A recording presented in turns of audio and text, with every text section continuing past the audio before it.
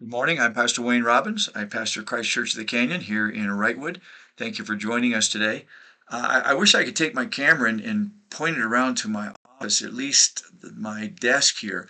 I have literally about 6 piles of notes here. There is so much information that we need to cover this morning.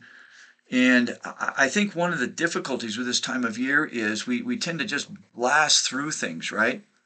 Let's just get it done, get it quick, and get to the resurrection, and then everybody's good. So many interesting things, and I think incredibly important things for us as followers of Christ to understand what was happening. It wasn't just, Jesus took a pill and he died, and there you go. It's not even close to that. And so, what I'm going to do is I'm going to treat this like I would a seminary class, okay? We're getting ready the next couple of months or so. I'm going to teach a New Testament introduction class for some of our guys who want to do that sort of thing. And so this is going to be a little bit like that. Now, if you're watching this, you're going, "Oh, I can't do that." No, you can. It's not that big of a deal. So, but you will need your notes, and you will also need a Bible and probably a pen to write with. We're going to go through, I'm going to take you to about 9 different passages. We're going to read each passage so you see what it is saying. I think that is imperative. You're not just depending on me and what I'm saying. I'm going to quote directly from those 9 passages. We're going to do some review about the illegitimacy of the trials. We talked about that last week. If you're just watching us, again, thank you I appreciate you doing that, watching us. So that's where we're going to go. It's not going to take very long, I don't think, because the information is pretty concise. But nevertheless, if you see me looking around and grabbing and trying to find things, I'm trying to find out which pile it is in at this point in time. That being said, let's just jump into it. Let me pray with you. Father, again, thank you for this time of year.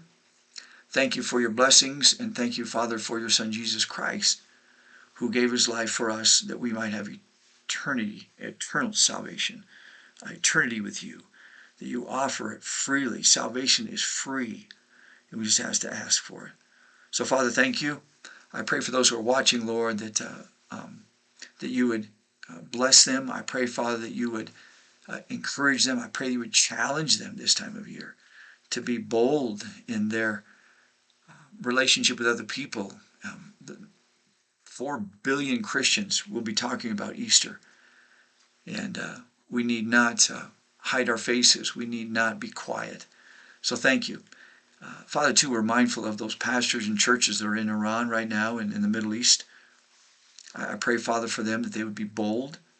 I pray, Father, that they would be a light and salt in that area. God, thank you. Protect them, we would ask. In your Son's name, amen. Okay. Let's talk about the illegitimacy of Jesus' trial. I mentioned this last week or so. And I've got some bullet points here, and it's just you. I think you have this in your notes. If you don't, this part you can just listen to. You don't need to make any notes unless you want to. But no trial was held during feast time. It was Passover, which is interesting in and of itself, that Jesus would be crucified during Passover. Oh, Pastor Wayne, it's just a coincidence between this and then the old covenant versus the new covenant, all that kind of stuff. Well, no, it's not coincidence at all. It's God doing what he does. But we'll talk more about the connection between this Passover and then the Passover in the Old Testament in a couple of weeks or so. If the death penalty was given, a night must pass before carrying out the sentence. In fact, only a few hours passed before Jesus was put on the cross. This is all from last week. The Jews had no power to execute. They couldn't do that. That's why they had to go to Rome, and that's why the charge against Jesus had to be treason, because Rome will crucify you if you're treasonous. All right? No trial was held at night. This trial was held before dawn. The Jewish religious leaders were so incredibly far off on this. And it's interesting because I'm not sure exactly. I can guess as to why it is. They had their issues. They wanted to be powerful. They wanted to contain and control the power that was going on in Jerusalem and Judea at that point in time. And there was this bunch of stuff going back and forth between them and Rome. And so these religious leaders wanted to make sure that they were in control of the people. And that's how they did what they did. One of the other things we talked about last week was this business of Pilate, and would he stand for justice? And He's not going to. He is the quintessential politician. That's what he does. And there's a lot more about him. You can go back into last week's sermon. Just go to ChristChurchTheCanyon.com and you should be able to access that information. He famously washed his hands of the decision to kill Jesus. And it was all about what is best for Pilate. He could care less about the people as long as they behave themselves. It's what's best for Pilate, not what's best for Jesus, not what's best for anybody else. It's what's best for Pilate. And he did what he did, right? And most of you know this story. Okay, you have a Bible, hopefully, so find Mark chapter 15.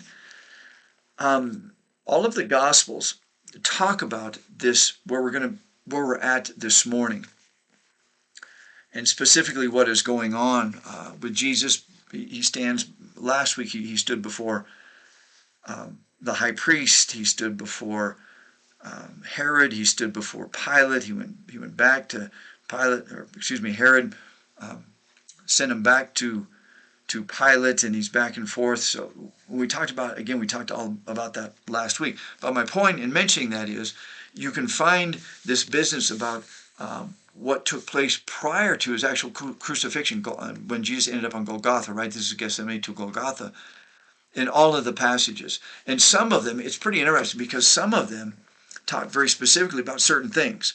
Remember that the Gospels are not a bunch of diaries that these men put together. It doesn't work that way. They're all inspired by the Spirit of God. And so what they're writing down is what the Spirit of God wants them to write down. So you'll see some things in, let's say, Matthew that Mark doesn't mention, and vice versa, and then in Luke, and then in John, which I find pretty fascinating. Nevertheless, Mark chapter 15, I'm going to read verses 16 through 20. So Mark 15, 16 through 20. I think you have that citation or that reference there in your notes. Mark 15, 16 through 20 says this: The soldiers took him away into the palace, that is, the praetorium, and they called together the whole Roman cohort, and they dressed him up in purple, and after twisting a crown of thorns, they put it on him. And they began to acclaim him, "Hail, King of the Jews!" They kept beating his head with a reed and spitting on him and kneeling and bowing before him. Verse 20. And after they had mocked him, they took the purple robe off him and put his own garments on him, and they led him out to crucify him. May God bless the reading of his holy word. So where's Jesus at this point? You have a map, right? You got two pictures, you got two graphic kinds of information there. You've got Jerusalem in the time of Jesus, and we'll get to the other one in a few moments. Let's see. So you have, find the praetorium. It's on the left-hand side of that map, and it will say Jesus' trial before Pilate, and Jesus mocked by the soldiers. That's what we just read in Mark 15. See where it is, the praetorium on the left-hand side? The other interesting thing about this, and we'll touch more in 2 weeks on this when we go into the actual crucifixion and burial of Jesus, it's got two places for that. There's a reason for that. There is one that I would say most Christians in the world hold to, and that is Golgotha is, well, the other one has it too, but it would be crucifixion and burial, it's the lower one on the map. And that is, you can go to the Church of the Holy Sepulchre, and that is where that took place. That church was not there at the time, but they built a church over it. I've been to both, and that makes more sense to me. The other one, Gordon's Calvary, Garden Tomb, and all that sort of thing, doesn't make as much sense to me, but it's still there. So, but what Gordon's Calvary does, you can actually go down into it. You can kind of peek your head inside of what the tomb looked like, which is very common in those days, and we'll talk more about that when we get to the actual crucifixion of Christ. So anyway, so that's where I'm voting for the lower crucifixion burial. But that basically is where he is at right now. Okay, distances and time frame. How far from Pilate's Praetorium to Golgotha? It's about a half a mile. And so Jesus is going to wind his way, this next week, the Via Dolorosa, Jesus is going to wind his way with his cross up through the town and end up at that Golgotha that we just talked about. How much time did it take for Jesus to move from the Praetorium to Golgotha? Between 15 to 30 minutes, depending. We don't know. Nobody's writing this stuff down. We're assuming because of the distance and all of that sort of thing. And even that, a lot of the Via Dolorosa is under 30 feet of dirt, and it's a little bit tough to identify sometimes, but they've given it a go, and we'll go with it. We know the two are not very far apart, Golgotha and the Praetorium, and all that Jesus went through. So it's coming to the point to where Jesus is only minutes away from Golgotha. I also want to give you some instances that took place at Pilate's Praetorium. In his final hours before crucifixion, Jesus was brought before Pontius Pilate, the Roman governor, at the Praetorium for a series of examinations. More like interrogations, I would say. Not so much examinations, but interrogations. Despite finding no fault in him, attempting to release him, Pilate was pressured by Jewish leaders. No, you got to crucify him. You got to get rid of him. And the crowd demanded the release of Barabbas. We'll get to that probably next week. And the crowd's demanding it. And so Pilate washes his hands, and you've got some other issues going on, right? There are a couple of other important points that I want to make known here. One is that there was a whole bunch of Roman soldiers who were garrisoned at the Praetorium. There's a couple of reasons for that. And when Jesus is getting beat up by the soldiers, it's a cohort. All of these guys, at least most of them, are involved in this process that they've sent Jesus through. The beatings and the spitting and everything, the whipping and the flogging and all of that sort of thing. These men were dancing around Jesus when all this was taking place. And it's amazing to me that would even take place. But why were there so many? Well, you have to remember that this is Passover. And so you have Jewish folks from all over the world descending on Jerusalem for Passover. And I think and the statistics are all over the place, okay? But I think that there were between 500,000 people who had descended on Jerusalem for this Passover. Between 500,000 to, I've seen the highest numbers at between 2 and 3 million. I don't know about that, but that's a lot of people. They think, at least in my research, that maybe there were about 50,000 people who actually lived in and around Jerusalem. So it wasn't a huge city, that's for sure, compared to these days. The point is, they had a whole bunch of soldiers there because there's a whole bunch of people coming into Jerusalem for Passover. And man, it was like a powder keg, and somebody's going to light that fuse, and things are going to blow up. And that's why there's so many soldiers there. So here's what I want to do. I'm going to segue from this into these key details of the final hours of Jesus and what they included. You have these in your notes, and you have the passages. So you can find John 18:33 through 36. John 18, 33 through 36.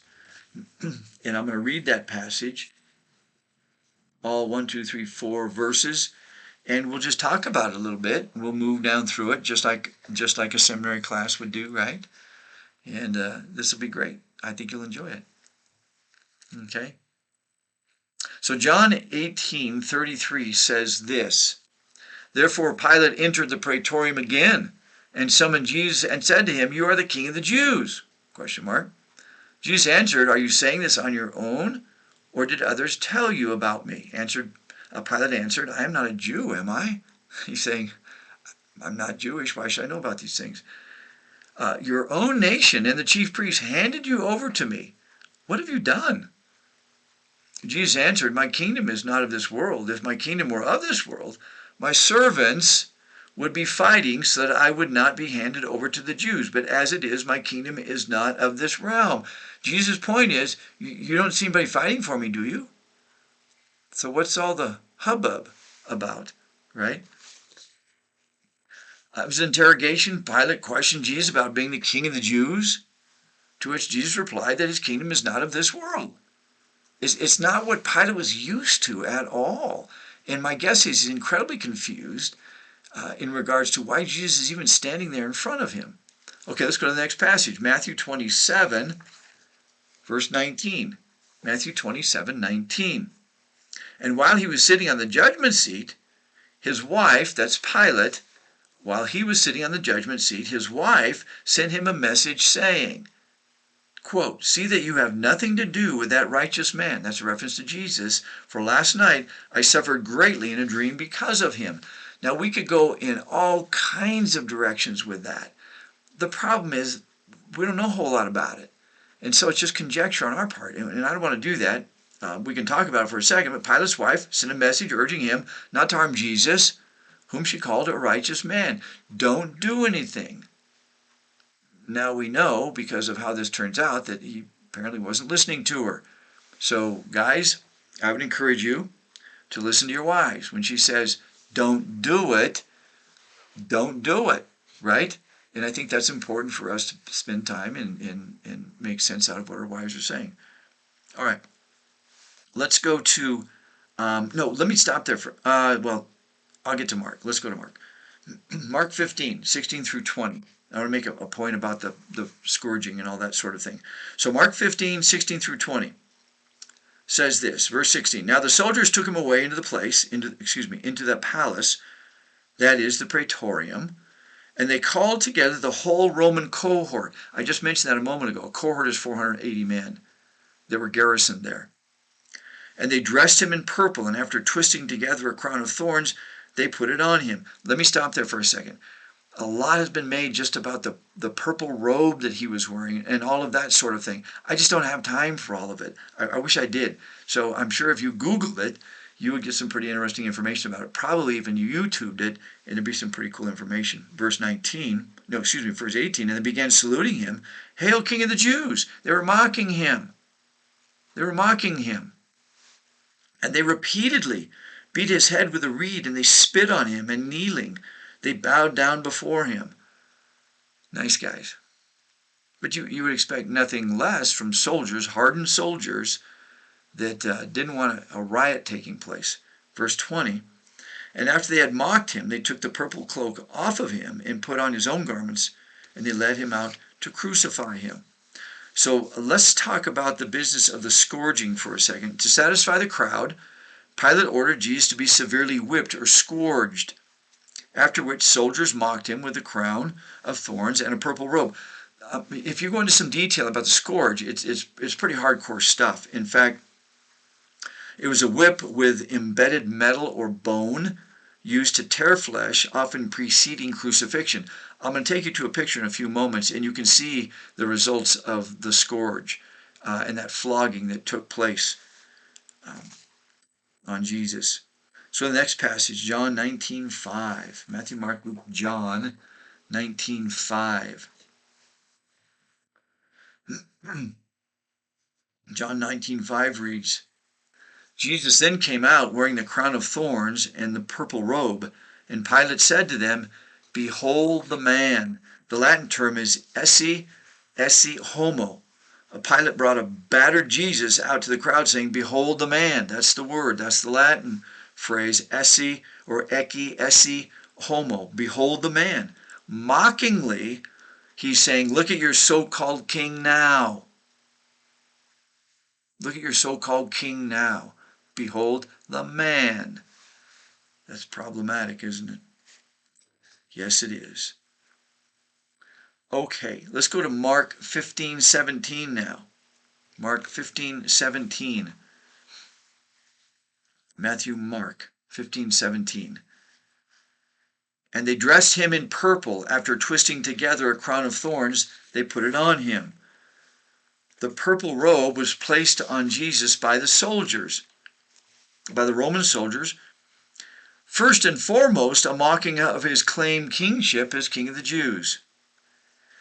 It's interesting, if you know anything about the color purple, it was a sought-after color, a sought-after fabric. Due to the high cost of the dye, it symbolized royal authority and power in the ancient world, turning his supposed threat into a mockery. And that's Mark 15:17. And they dressed him in purple, and after twisting together a crown of thorns, they put it on him. Let's go to the next passage. Matthew 27:24 through 26. Matthew 27:24 through 26 reads, "Now when Pilate saw that he was accomplishing nothing, but that rather a riot was starting, he took water and washed his hands in front of the crowd, saying, 'I am innocent of this man's blood. You yourselves shall see.' And all the people replied, 'His blood shall be on us and on our children.' And it was. Verse 26, then he released Barabbas for them, but after having Jesus flogged, he handed him over to be crucified." The final decision, under intense pressure, Pilate symbolically washed his hands. "I want nothing to do with this." Well, I got some news for you, Pilate. Yeah, you'll go down in history as the guy who didn't deal with it. He washed his hands to symbolically declare that he was innocent of Jesus' blood and handed him over to be crucified. The people called for the release of Barabbas. Matthew 27:20. We're getting out of order a little bit here, but nevertheless. But the chief priests and the elders in Matthew 27:20. But the chief priests and the elders persuaded the crowds to ask for Barabbas and to put Jesus to death. And Jesus did absolutely nothing wrong. Was guilty of nothing. Innocent of everything. I'm going to read kind of what I define here as the final insult. I'm going to take you to the next picture. But before I do that, let me read the passage, Matthew 27, because that picture is pretty brutal. Matthew 27:27 through 31. We've been in Matthew a bunch, some in Mark, some in Luke. Matthew 27:27 reads, "Then the soldiers of the governor took Jesus into the praetorium and gathered the whole Roman cohort to him. And they stripped him, and they put a red cloak on him." It says red. We're not sure if that was another cloak, if it was a purple cloak, and perhaps Matthew was colorblind. I'm not sure. "And after twisting together a crown of thorns, they put it on his head and put a reed in his right hand. And they knelt down before him and they mocked him, saying, 'Hail, King of the Jews!' And they spit on him and took the reed and beat him on the head. And after they had mocked him, they took the cloak off of him and put his own garments back on him and led him away to be crucified." Let's go to that picture. This picture is right off of the internet. I'm not sure who took this picture. It might have been from the Passion movie, The Passion of the Christ. You can see that the flesh, the skin has been filleted. That's what the scourging does. And you can see the crown of thorns. He's been beat, he's been punched, spit upon, etc. And that was God. Interesting, isn't it? God himself. Yet he allowed himself to be crucified. And all of the things that led up to that. Why? So that we might have eternal life. That's why. Let me put all this together in regards to a timeline, I guess. Jesus sent from Herod back to Pilate. We know that. We just read all about this last week and segued into this week. Excuse me. And Jesus is interrogated again by Pilate. That's what we just looked at for the last 20, 25 minutes. He was sentenced. He was scourged from 8 a.m. to 9 a.m. And the times are all approximate. From 8 a.m. to 9 a.m., Jesus starts his way to Golgotha. That's next week. His crucifixion begins at about 9 a.m., and he died about 6 hours after that at 3 p.m. So from here, he will be on his way to be crucified, literally minutes away from being crucified. It's just amazing to me how all of this stuff led up to this. He was here for maybe 3.5 years, right? Something like that. And this is how it ends. This is not how it ends. It's going to end 3 days from now of this or so, and he will rise from the dead. That's what we're looking forward to. But I don't think we appreciate it enough until you spend some time in all of this and what he had to go through to get to the resurrection. And anytime during the flogging and the beating and the spitting and the psychological aspects of it, all of that, anytime, he could have called down tens of thousands of angels to destroy everybody around him and take him home. But he decided not to do that because he knew if he did that, we would not have salvation. We couldn't go to heaven when we died, as simply as that. It doesn't work that way. Let me throw out a challenge for you, and then I'm going to close in a word of prayer. Here's the challenge. I'd like you to continue praying for your friends. At our church, at Christ Church of the Canyon, we've been putting names of friends and family and neighbors on these little cards, and we've been praying for those folks. Folks would go up and we have a cross in the auditorium where we meet, and people would take those cards with people's names on them and pin them to the cross, and we would be praying for them. And I asked our folks, don't stop praying for these people, and then pray specifically that you'll have an opportunity to ask them to come to the Easter services. We had 2 Easter services, one at 8:30 and one at 10:30, kind of a brunch in between. And that's what we're doing. We're going to have our snow players, which happens to be our youth group. Many in our youth group are involved in our snow players, which is original drama that my wife Noelle puts together. And then I'll finish up our time together on Easter with a bit of a sermon that he is risen, he is no longer in the tomb. And I'm looking forward to doing that. So my challenge is to keep praying for those friends. If you're doing that with us, the friends, family, neighbors.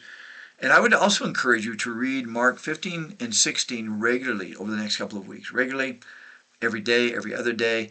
And you'll get a flavor for what was going on. Again, I grew up in a church that was pretty conservative, and we wouldn't spend hardly any time in this. We would just bump as quickly as we could to the resurrection because that's when everything gets really exciting. But again, I don't think we really appreciate the resurrection as much as we could, or unless we spend time in these sorts of things, right? And we're not done with it yet because next week it's the Via Dolorosa and the Stations of the Cross. We'll talk about them, what Jesus did at that particular station.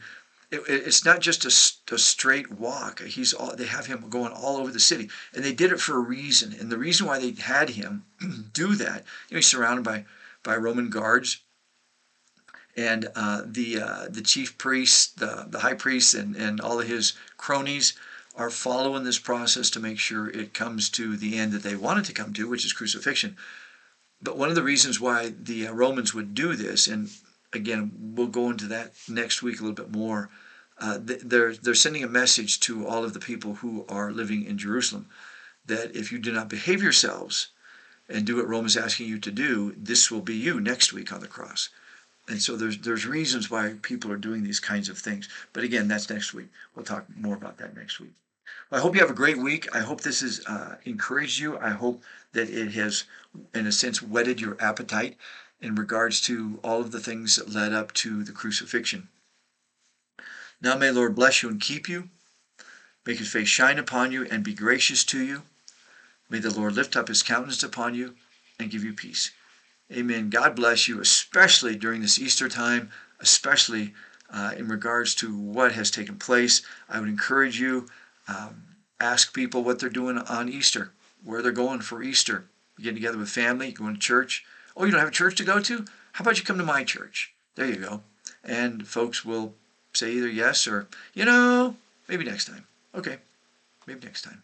But God bless you. Have a great week, and we'll see you next time. And God bless you. Bye-bye.